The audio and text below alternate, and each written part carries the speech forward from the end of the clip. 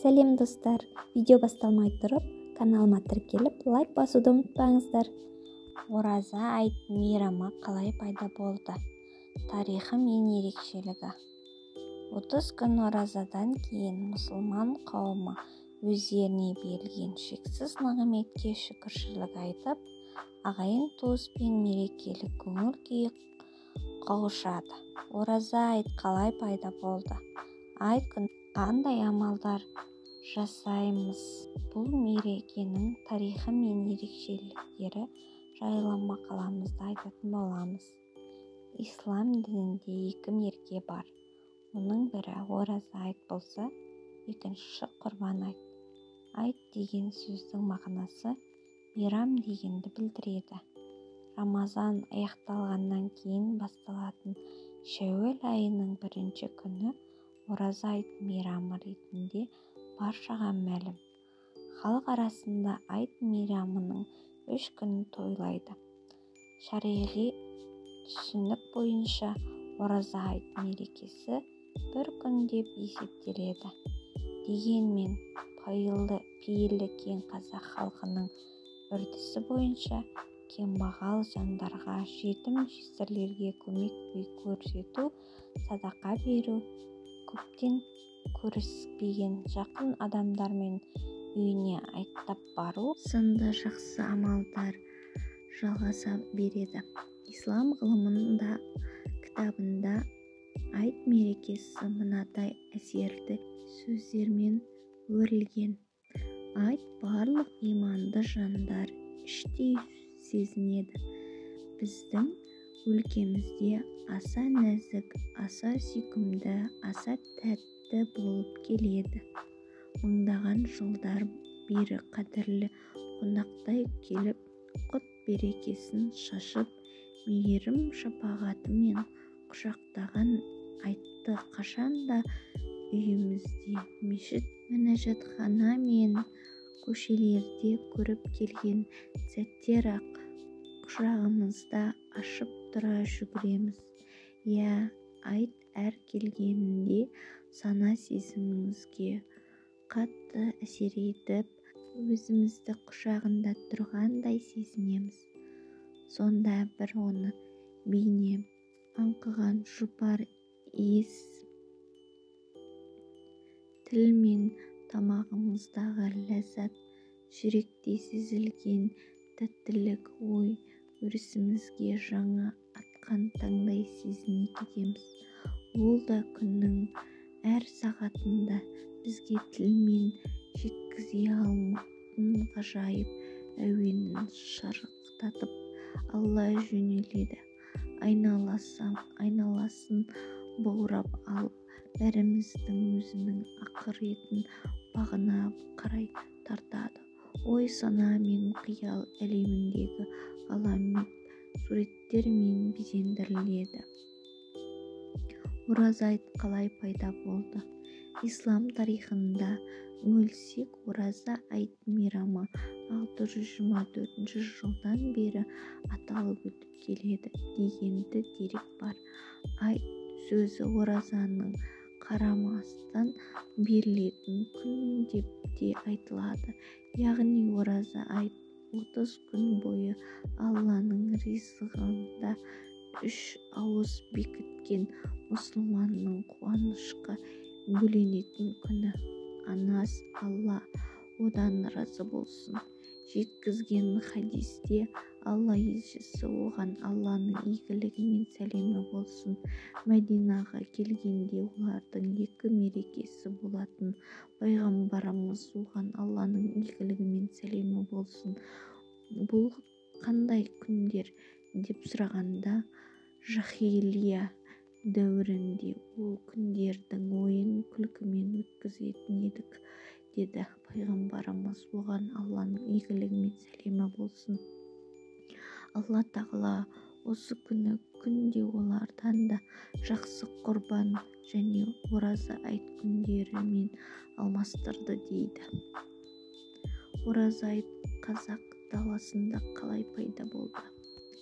Ислам дінін ықыласпен қабылдаған қазақ халқы мұсылман баласына тән амалдардың салт-дәстүрге сіңілген.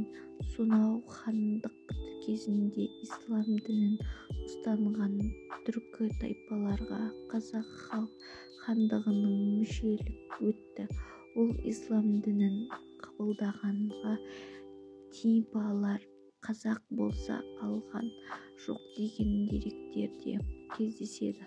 30 күн оразаны бір айт бар, әр қылған жақсылықтың бір қайтары бар деген халық даналығына қазақ жерінде айт мейрамының ерте заманда бері тойланып келе жатқанын аңтаруға болады. Тарихи құжаттарға зер салсақ, 1926 жылы дейді ораза айт 3 күн, құрбан айт 3 күн, наурыз бір ресми мереке ретінде тойланып келген. Бұған 1921 жылы 5 наурызда Орынбор қаласында өткен Қазақстан автономиялық республикалық орталық атқару комитеті төрағасы мұсылмандар мерекесі туралы қабылдаған шешімі негіз болды. Оған Сейтқали Меңдешев төрағалық жасады. Алаш арысының Ахмет Байтұрсынов және Әлихан Бөкейханов төралық мәселесінде қатысқан деген мәселелер бар. Алайда сол кезеңдегі солақай саясат салдарынан 1926 жылы бастап бұл шешім күшін жойған. Тәуелсіздік алған жылдары бері қазақ елінде мұсылмандық дәстүрлері қайта жаңғыра бастады. Мешіттердің іші құлшылығын орындаған жамағатқа толды. Ал айт мейрамында ерекше тойлайтын қазақ жартының ақ дастарханында молшылықтың, береке мен бірліктің көрінісі көруге болады. Ораза айт қандай амалдар жасау керек? Ораза айт мейрамында мына амалдарды жүзеге асырған абзал. Пітір садақасын беру. Пітір садақасы Рамазан айтында туған сәттен айт намазы басталғанға берілуге тиіс. Бухари Мүслимнің хадисінде жиналғандар пайғамбар оған Аллахтың игілігі мен сәлемі болсын. Адамдар Рамазан айында пітір садақасын беруді парыз етті деген риуаяттар бар. Тәкбір айту. Бақара сүресінің 185 аятында сендерді тура жолға салған Аллаға шүкірлік етулерің үшін санын толтырыңдар, әрі Алланы ұлықтаңдар деп жазылған. Айт намазын оқу айт күні ең бірінші орындалған тиіс тәжіп амал болып саналады. Пайғамбардың оған Алланың игілігі мен сәлемі болсын өміріндегі бірде-бір рет айт намазын қалдырмай оқыған жайлы хадистер келтірілді.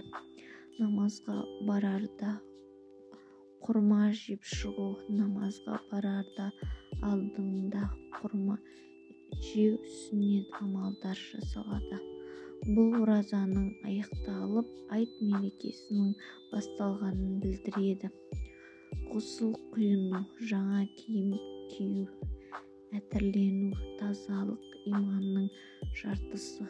Ғылымдар айт күнінде хош иіс сеуіп, жаңа киім киген абзал екенін айтқан. Алайда ер адамдарға жібек матадан тігілген киім киюге болмайтыны ескертілген. Адамдардың қуанту қазақ халқының айттық сұлу дәстүрі бар.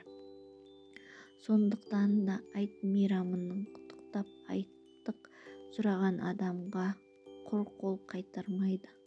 Мұсылман бауырларының айт мерекесімен құттықтап пайғамбарымыз оған Аллахтың игілігі мен сәлем болсын айт күніне қатысты: ей адамдар, бұл күні сәлем жайыңдар, тамақтарыңды, туыстық қатынастарыңды күшейтіңдер, және адамдар ұйқыда болған кезде намаз оқыңдар, еш алаңсыз жәннатқа кіресіңдер деген. Айт күндері мұсылман бауырымның жағдайын сұрап зиярат ету, қуанту адам баласын сауапқа келтіретін іс болып саналады. Бұған хадисті мысал етуге болады. Бірде-бір адам айт күні көрші ауылдағы досын зиярат етуге жолға шығады. Жолда оған Алла періште жіберіп, ол адамнан қайда бара жатырсыз деп сұрайды. Ол бұл ауылда бір бауырым бар еді, соған бет алдым.